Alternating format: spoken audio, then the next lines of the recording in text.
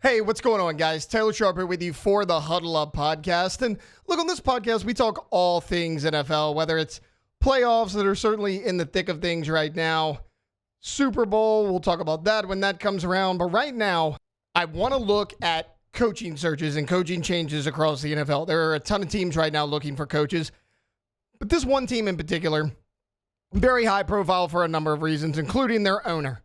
That team is the Dallas Cowboys. That owner is, of course, Jerry Jones. Now, full disclosure, I know I do this podcast and I talk about a lot of different NFL teams. I am a Dallas Cowboys fan, so I'm a little close to the vest on this one, but I promise I will not try to be biased. Obviously, over the weekend, Mike McCarthy, his contract was not renewed. There were reports coming out that Dallas let him go. There were other reports that they offered him a contract. McCarthy said no because he didn't agree to the length of the deal. He wanted a longer-term deal. Jerry Jones was not comfortable with a longer-term deal. He's out. For what it's worth, coming from someone who watches this team every single weekend, I would have preferred if they would have kept Mike McCarthy. I think Mike McCarthy is a very good coach. You look at what Mike McCarthy did as the head coach of the Dallas Cowboys, I think he did a really good job. Now, obviously, look, he's got a winning record as a coach. He has a winning record everywhere he's been. He was there for 5 seasons, okay? His first year, he did have that losing record. However, that team was a mess when he first got there. So, in his first season as the Dallas Cowboys head coach, again, I do mention that he has the losing record as the Cowboys head coach. He goes 6-10, but 12-5, 3 straight seasons. The last 3 seasons before this one, they were the second most winningest regular season team, right behind only the Kansas City Chiefs. They're about to go for their three-peat here in the Super Bowl. We know how successful of a team they are. And you can say, okay, well, it was a disaster this year. They looked like one of the worst teams in the NFL. Let me ask you this. Was it Mike McCarthy's fault that they did not draft a running back in this last NFL draft? Is it Mike McCarthy's fault that despite Derrick Henry publicly showing interest in the Dallas Cowboys, they did not offer him a contract?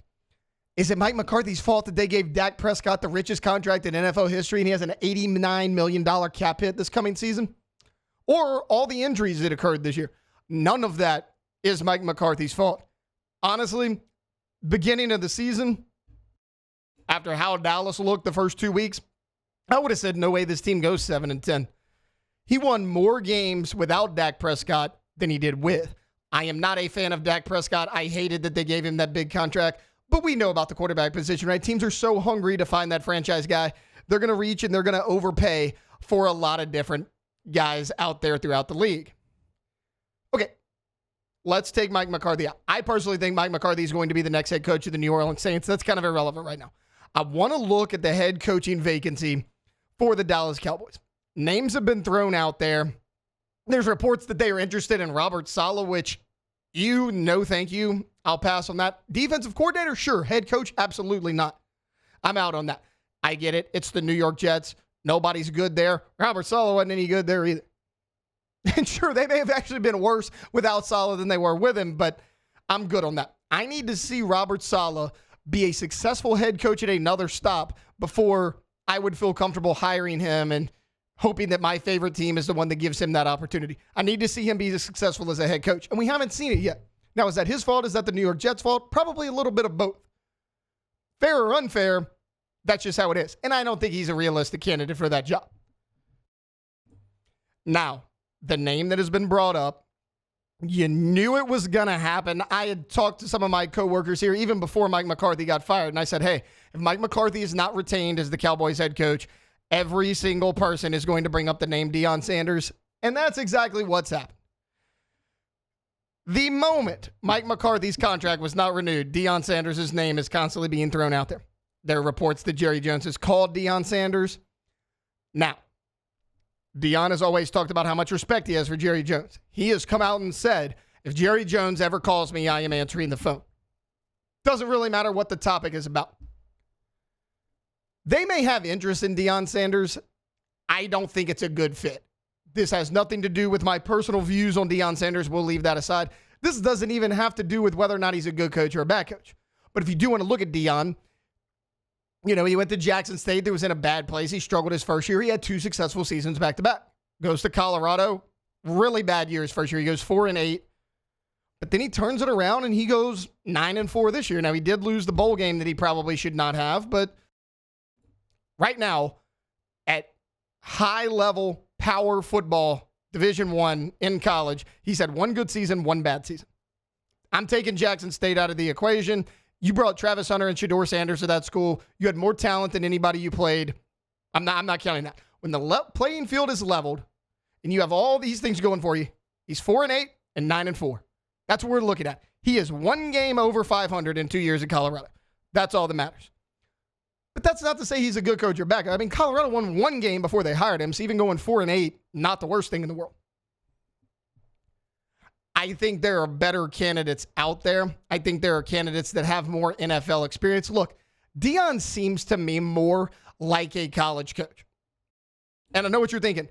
Well, hell, he's just a player's coach. Everyone's going to want to play for Deion Sanders. That might be true, but you go see what Deion does. He's very much a disciplinarian. For all of his shortcomings and all the things he says and he pops off into the media, he is a disciplinarian. You hear, oh, you have to wear a tie on game day. You have to sit at the front of your class. You have to dress like a professional.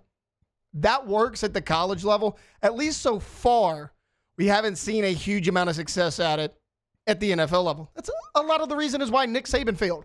Deion Sanders and Nick Saban are very similar. Not necessarily coaching resumes, but how they go about things. That disciplinarian approach, that authoritarian approach. Now, they're both players, coaches, and everyone loves playing for those guys. I get it, but they are both very strict. They're both by-the-book type of coaches. That didn't work for Nick Saban in the NFL. Now, that was 20-something years ago. Times have changed a little bit. So, as a fan of this team, I would like to see someone with NFL experience. It doesn't even have to be head coaching experience. You got to realize, Deion Sanders was a high school coordinator for his son. From there, he went straight to Jackson State to be their head coach for 3 years. Then he jumped all the way up. He skipped Group of Five, went straight up to the Power 5 level as coach Colorado for 2 years. So while he's taking these huge jumps, he only has 5 years of total head coaching experience. And even less than that as an assistant. I just need a little bit more experience. A name like Mike Tomlin comes to mind. I don't think Tomlin's very gettable. He said, teams are wasting their time contacting him. He has a no-trade clause. But we've seen no-trade clauses kind of get worked around before. If the money's right, if teams can make it work, the Steelers could drop him. The Steelers could ultimately waive that no-trade clause. Mike Tomlin could waive that no-trade clause if the right opportunity came along. He seems like a Dallas Cowboys head coach. Deion does not. And I know what you're going to say. Well, Deion's flashy. The Dallas Cowboys are flashy. Deion makes media headlines all the time. The Dallas Cowboys are in the headlines all the time. Sure. And there is nothing more that Jerry Jones loves than his team being in the headlines, his team being talked about. However, Jerry Jones got a little bit of an ego on it.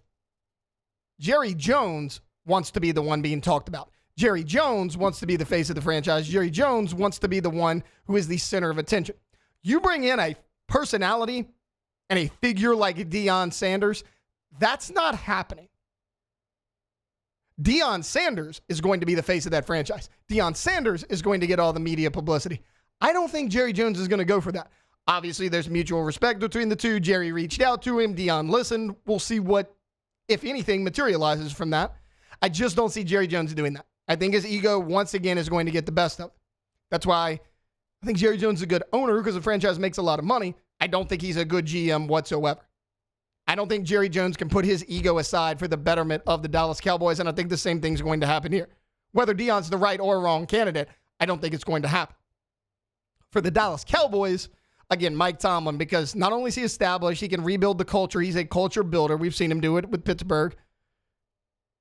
He's also kind of boring, right? I mean, he's never going to steal the show in press conferences. He's never going to take away the spotlight from a Jerry Jones. Aaron Glenn, very similar situation. A Mike Vrabel before he got hired. That's another coach that, solid coach. We've seen what they can do.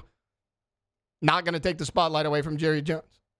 I think Jerry goes somewhere, or at least tries to, like a Ben Johnson, even though Johnson he'll be talked about a lot because obviously he's the new head coach and he's kind of that hotshot young coordinator, right? The young offensive mind that teams are always yearning for year in and year out. That's Ben Johnson. It was Ben Johnson last year and he decided not to take any of those jobs. But even after the initial hiring of Ben Johnson, he's not going to have the staying power in the media, at least not someone of Deion Sanders' caliber would. All of those are a lot more realistic to me. Is Deion a good fit in Dallas? I don't know. He's obviously familiar with the owner / a GM. He's familiar with the city. He's played there. It doesn't necessarily mean he's going to be a good coach. It doesn't mean he's not going to be a good coach. I just don't think it's going to happen. So many people are like, hey, this move makes so much sense. And while on the surface, it might, I think there's going to be an ego issue. Because Deion's got an ego too. All head coaches have some sort of ego, right? But a Deion Sanders and a Jerry Jones, it's one of those things you can say, oh, well, I'm friends with this person. Yeah, until you got to work with them. Things change a little bit once that happens. I don't see those two getting along. It's, I'm here based out of Louisiana, so I'm around a lot of Saints fans, and everybody's like, hey, the Cowboys have been trying to steal Sean Payton for years. What do you think about the Cowboys trying to steal Sean Payton away from the Saints? I said, I don't think it'll ever work because Sean Payton is a high ego coach. He's a headstrong guy. He likes things done a certain way, a lot like a Deion Sanders. Jerry's never going to allow that. Jerry Jones always has to have his hand in the cookie jar. I don't think it would have worked with Sean Payton. I don't think it's going to work with Deion Sanders. And we'll see if Jerry realizes that before the hiring process and before he finally actually makes that decision. I just don't see him hiring Deion Sanders. For better or worse, I do not believe that Deion Sanders will be the next head coach of the Dallas Cowboys. Look, we'll continue to watch this coaching search as well as a ton of others. I mean, the Jaguars are still out there. Really everything other than the New England Patriots. The New Orleans Saints are out there. The New York Jets. All of those teams seemed kind of keying in on one or two specific candidates, but everything's still up for grabs. We'll have all that covered for you and a whole lot more right here on this podcast. Look, if you enjoyed today's episode, you want to hear more, please like, subscribe, comment on the video. Love to interact with all the listeners and viewers. And we'll see you next time on the Huddle Up Podcast.